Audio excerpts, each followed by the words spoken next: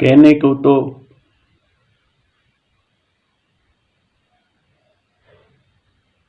कई बातें हैं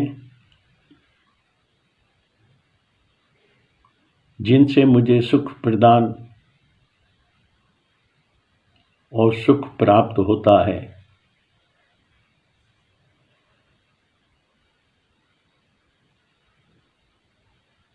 यह बात स्वांत सुखाय है, यह भी मैं कह सकता हूँ। केंद्रीय हिंदी संस्थान को मैं हर पल नमन करता हूँ,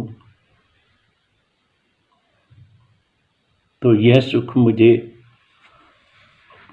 वहाँ काम करते करते प्राप्त हुआ। मेरी शैक्षिक योग्यता पूरी हो गई थी, लेकिन मन में एक हुक थी कि मैं हिंदी साहित्य में एमए करूं, और मैं यह मानता हूं जिसने हिंदी साहित्य नहीं पढ़ा उसका जीवन अधूरा है।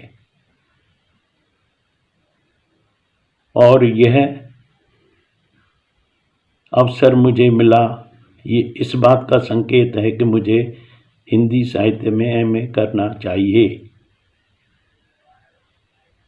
मैंने अपने साथियों में डॉक्टर पुष्पा श्रीवास्तव और डॉक्टर रवि प्रकाश श्रीवास्तव से कहा कि हम तीनों हिंदी साहित्य में एमए करें, क्योंकि आरबीएस कॉलेज में उस समय समस्त आगरा के महाविद्यालयों से योग्य अध्यापकों की टीम थी। और हमारे लिए ये भी है कि स्थानाभाव के कारण इस कॉलेज में एमए हिंदी साहित्य की कक्षाएं सुबह 7 बजे से 10 बजे चलती थी। ये हमारे पक्ष में था। तो उन्होंने कहा कि हम तो प्राइवेट करेंगे, क्यों जाएंगे, पैसा खर्च करेंगे। तो मैंने कहा कि मैं रेगुलर एडमिशन लेके करना चाहता हूं। क्यों? एमए में एडमिशन लेकर क्लास अटेंड करने के बाद ही हम कुछ सीख पाएंगे। हमें सिर्फ एमए का सर्टिफिकेट नहीं चाहिए, लेकिन गुरुजनों से कुछ सीखना है। उन्होंने शायद प्राइवेट एमए किया या नहीं मुझे नहीं मालूम, लेकिन मैंने आरबीएस कॉलेज में रेगुलर एडमिशन लेके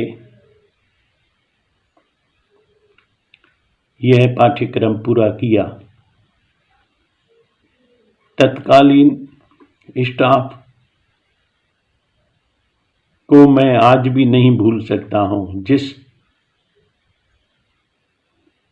उमंग, उत्साह, परिश्रम और ईमानदारी से वे हमें ज्ञान दान कर रहे थे, वो मेरा सौभाग्य था।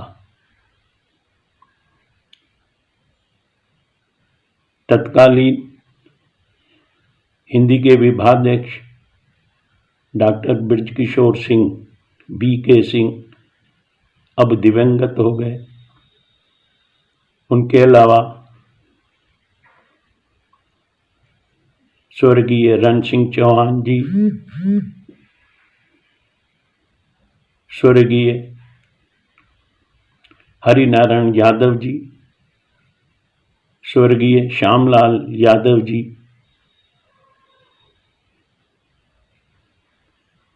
मैडम सुषमा सिंह, डॉक्टर रणजीत सिंह भदौरिया जी के अलावा 3 अनुसंधान सहायक भी हमें पढ़ाते थे, जिनमें डॉक्टर रामानुज भारद्वाज जी, जिनसे मेरा संपर्क आज भी है, डॉक्टर राजेंद्र गुप्ता और डॉक्टर वेद व्यास कुचरू, जो कि कश्मीर के थे। उनके संपर्क में मैं आजकल हूं नहीं। एक बात और रेखांकित की जाने वाली ये है, इन गुरुओं में डॉक्टर रण सिंह चौहान जी और डॉक्टर रणजीत सिंह भदौरिया जी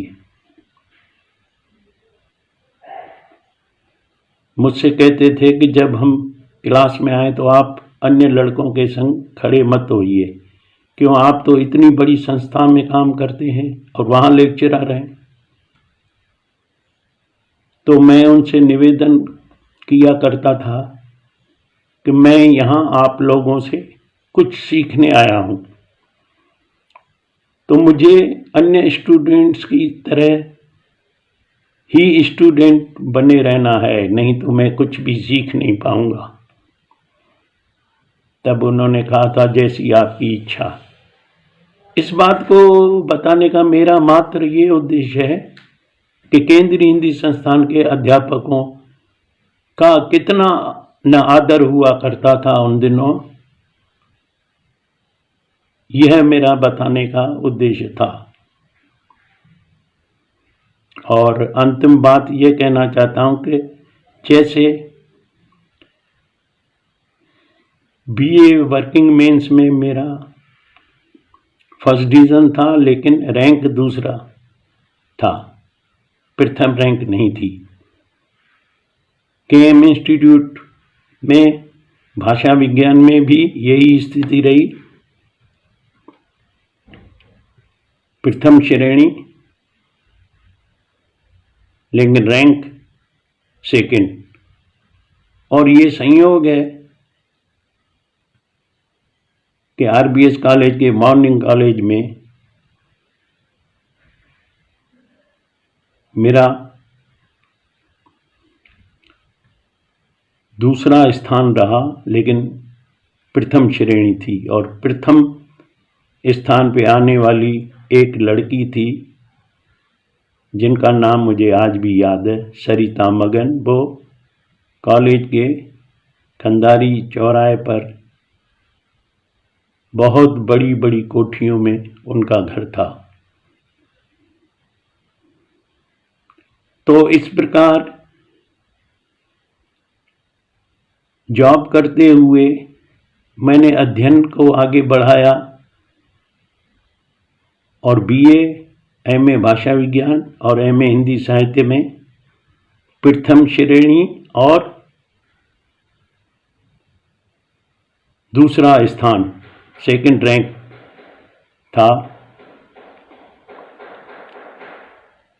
शायद प्रथम रैंक वालों के नाम मुझे आज 30, 40, 50 साल के बाद भी याद हैं, उनके चेहरे भी याद हैं।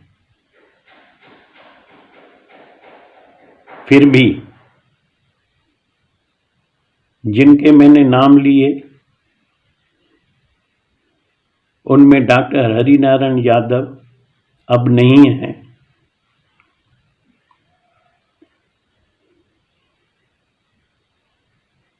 वो हमें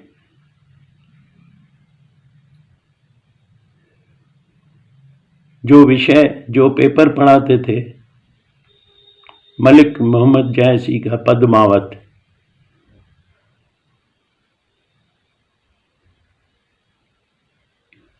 इस बात का जिक्र करते हुए मुझे बहुत ही अच्छा लगता है और चित्र उनका सामने उपस्थित हो जाता है। वो पद्मावत ऐसे पढ़ाते थे, हाथ हिलाते हुए, और खो जाते थे जैसे साक्षात मलिक मोहम्मद जायसी ही वाचन कर रहे हों।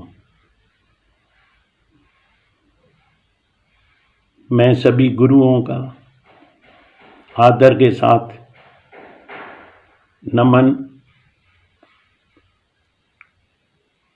करते हुए स्मरण का लाभ ले रहा हूं।